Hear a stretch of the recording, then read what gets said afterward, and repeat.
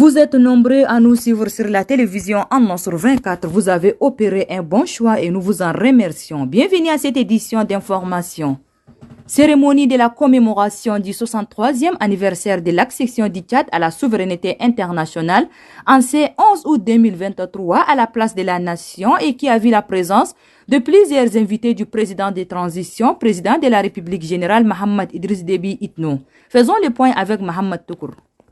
Ce 63e anniversaire de l'accession du Tchad à l'indépendance est célébré sous un ciel nageux et décor très enchanteur et une ambiance festive accompagnée de la musique républicaine. Sous le regard du président de transition, chef suprême des armées, général Mohamed Idriss Déby Itno, qui avait à ses côtés le président de la République de Guinée-Bissau, du premier ministre de Sao Tomé et Principe, du vice-président du conseil présidentiel libyen et du président du Conseil économique et social du Cameroun. Après la revue de troupes, le général Mohamed Idriss Déby Itno a déposé les gerbes de fleurs au monument dédié aux martyrs.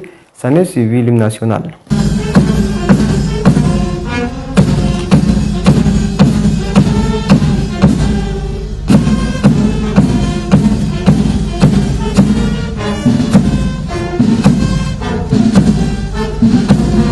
Ça a commencé par le défilé aérien suivi du défilé pédestre et motorisé de 16 détachements de 120 hommes chacun à l'ordre de défilé. En cette journée mémorable, la population n'était pas du reste. Cette cérémonie est marquée par la démonstration du groupement mobile d'intervention de la police.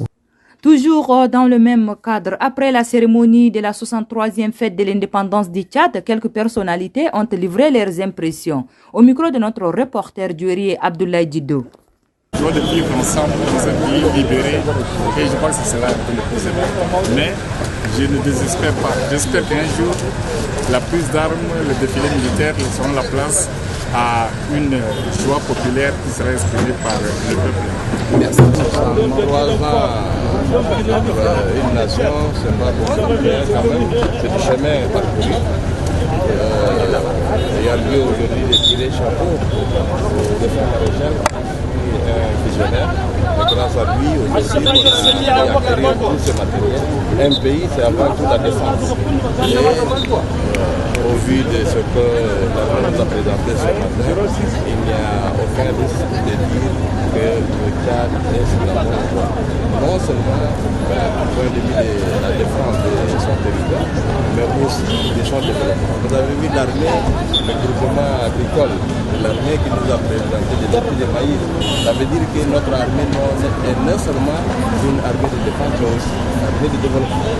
Donc c'est en cela que l'armée non seulement elle a volé au secours d'autres nations, mais aujourd'hui l'armée est en train de travailler pour l'unité nationale. Aujourd'hui l'armée, grâce à Marielle est en train de sécuriser tout son territoire. Tous les pays qui entourent le Tchad sont en sécurité et le Tchad, Dieu merci, grâce à son armée et la transition a beaucoup fait. Une grande réforme a été entreprise. Beaucoup d'avantages ont été apportés également à l'armée et économique, militaire et tout. Parce que c'est pas normal que le Tchad, avec 1 284 000 km2, et qu'aujourd'hui on dépend encore des autres pays pour pouvoir manger, qu'on n'a pas l'électricité, qu'on n'a pas d'eau et qu'on n'a pas tout. Que jusqu'à le président demande qu'on prie pour que l'eau qui ait eu la pluie, c'est pas normal. Parce qu'on a tout au Tchad. Donc il faut que cette indépendance soit juste, égale pour tout le Tchadien. Voilà ce que je voulais dire. Relativement à la 63e fête de l'indépendance du Tchad, une équipe de la radio-télévision en Nasr 24 a interrogé Dr Abakar Suleiman qui appelle le Tchadien à éviter les clivages et le racisme et à la mobilisation pour la réussite du référendum constitutionnel. Suivez-le au micro de notre reporter Moussa Mahamad. Que tout le monde, et je défie quiconque, tout le monde est d'accord pour vivre, pour être dans une république tchadienne une indivisible et fortement décentralisée. Je vais vous prendre, c'est encore quelques minutes. Imaginez que demain, la décentralisation ou le fédéralisme est conçu comme ces séparations carrément nettes. Ça c'est comme ça que les gens ils sont en train de voir ça. Mais je connais aujourd'hui des régions, si nous allons au fédéralisme, Il ne peut pas tenir même pas 6 mois, même si on les donne. Ils ont tellement de cadres, le Tchad est tellement diversifié en fonction de machines démographiques, en termes démographiques, que certaines personnes auront des difficultés. Et il y a autre chose de réalité réelle. L'homme de pêcher ou je ne sais pas de machin, il a besoin du riz de Tangilet. Vice versa.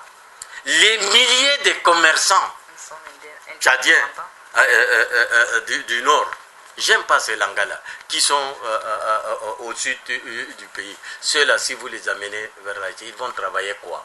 C'est comme ça que les gens pensent. Je vous prends un exemple. Les réfugiés venus de la RCA, ils sont tous repartis. S'ils ne peuvent pas travailler ici, ils n'ont pas quoi faire ici. Ils sont habités là. C'est vice-versa. Les Tchadiens sont complémentaires dans leur diversité. Il faut allons tous à l'essentiel. Demain et au moment, comme le calendrier est déjà arrêté, programmé, il ne faut pas qu'on retarde encore par des petits gnagnans de gauche à droite. Qu'on aille au référendum, c'est marché. Donc ça va faire ce qu'on appelle, que tout le monde crie, le retour à la normalité constitutionnelle. Et puis, cérémonie de la COBAC entendée, Commission bancaire de l'Afrique centrale alliée ce 10 août sur la diffusion du nouveau dispositif réglementaire relatif aux conditions d'exercice et contrôle de l'activité des finances islamiques dans la communauté économique monétaire de l'Afrique centrale, CEMAC.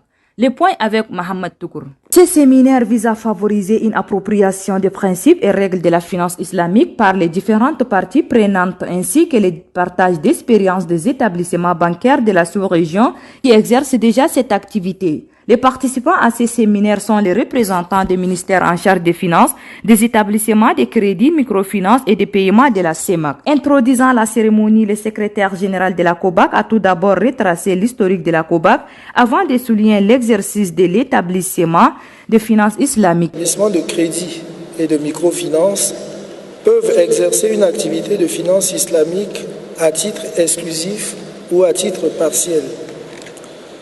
Cet exercice sur le territoire de l'un des États de la CEMAC reste subordonné à l'agrément de l'autorité monétaire en qualité d'établissement de crédit, voire de microfinance. Cet agrément habilite ainsi l'établissement à fournir exclusivement les produits et services en lien avec la finance islamique, ainsi que les opérations connexes qui y sont rattachées. Les conditions et modalités de délivrance de l'agrément cité. Il y a un descriptif des produits et services à proposer par l'établissement, y compris les projets de documentation contractuelle relatifs à des produits et services. Il y a les projets de manuel de procédure relatifs au dispositif de gestion des risques. Il y a la charte du comité de conformité, la composition prévisionnelle de ce comité, ainsi que les informations sur les responsables désignés de la fonction de conformité. Il y a enfin, dans le cas d'une fenêtre, les procédures organisationnelles compatibles mises en place pour garantir la séparation des fonds reçus au titre de l'activité de finance islamique de ceux reçus dans le cadre de l'activité classique de l'établissement concerné. Quant au président de la Commission bancaire de l'Afrique centrale, Abbas Mahamoud Toli, a expliqué la situation actuelle de la COBAC. Cette journée est une excellente opportunité d'approfondir nos échanges et nos points de vue sur les principaux aspects relatifs à l'exercice et la supervision des activités de la finance islamique, mais également un moment de partage d'expériences entre les différents acteurs de cette activité dans la CEMAC et au niveau international. Avant d'aborder le thème de nos assises, permettez-moi tout d'abord de passer en revue la situation économique de la CEMAC pour l'année en cours. Après 3 années de pandémie de la Covid, la reprise de l'économie mondiale se poursuit, tout en demeurant fragile en raison de la poursuite de la guerre russo-ukrainienne et la résurgence des tensions inflationnistes. Les économies de la CEMAC sont également affectées par les conséquences de cette guerre. Les perturbations dans les chaînes d'approvisionnement en produits pétroliers et intrants agricoles, qui en découle entraîne un renchérissement des prix des carburants à la pompe et de l'électricité avec un impact négatif sur l'ensemble des secteurs productifs. À ce titre, un recul de la croissance du PIB pourrait être observé sur l'année en cours, passant de 3% en 2022 à 2,4% en 2023.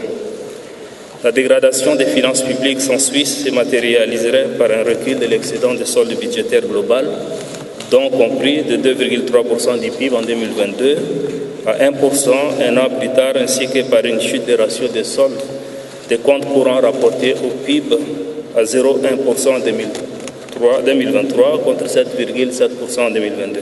Il faut rappeler que les participants ont débattu sur les 3 thématiques, à savoir le principe de la finance islamique et nouveau cadre réglementaire CEMAC, la supervision et conformité des activités de finance islamique et l'état des liens et défis de la finance islamique dans la CEMAC. Sur ce s'achève cette édition. Merci de l'avoir suivi. Au revoir et à demain. Bonne suite de programme sur la télévision en Nosr 24. Merci.